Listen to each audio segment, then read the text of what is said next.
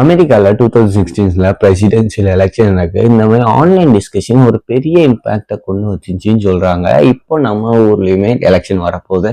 அதுக்குரிய டிஎம்கேயோ, டிவிகேயோ, பிஜேபியோ, ஏடிஎம்கேயோ பார்ட்டிஸை பத்தி யாரோ ஒருத்தங்க ஒரு தப்பா பேசும்போது அவங்களுக்கு அவங்க பார்ட்டியில உள்ள ஃபாலோவர்ஸுக்கு கண்டிப்பா கோவம் வரும். Every one has a different opinion. நீங்க ஒரு விதமா திங்க் பண்ணலாம், நான் ஒரு விதமா திங்க் பண்ணலாம். அப்போ நீங்க ஒரு கிரேசியா ஒரு விஷயத்த திங்க் பண்ணும்போது பட் உங்களுக்கு அது கரெக்டா தான் இருக்கும், பட் அது எனக்கு கிரேசியா இருக்கும். அப்போ நான் அதை பார்க்கும்போது எனக்கு கோவம் வரும். அப்போ இந்த கோவம் அவுட்ரேஜ் பண்ணி கத்துறது தான் இந்த இன்டர்நெட் கலாச்சாரத்துல ரொம்ப லைக்ஸ் அண்ட் அட்டென்ஷன் கிடைக்கும். காமா ஒரு இன்சைட்ஃபுல்லான ஐடியாஸ் கொடுத்தா அது அட்டென்ஷன் கிடைக்காது. திங்க் தட் கண்டெயின் அவுட்ரேஜ் ஒரு இமோஷன் இருக்கும்போது அதுக்கு நிறைய அட்டென்ஷன் கிடைக்கும், நிறைய லைக்ஸ் கிடைக்கும்.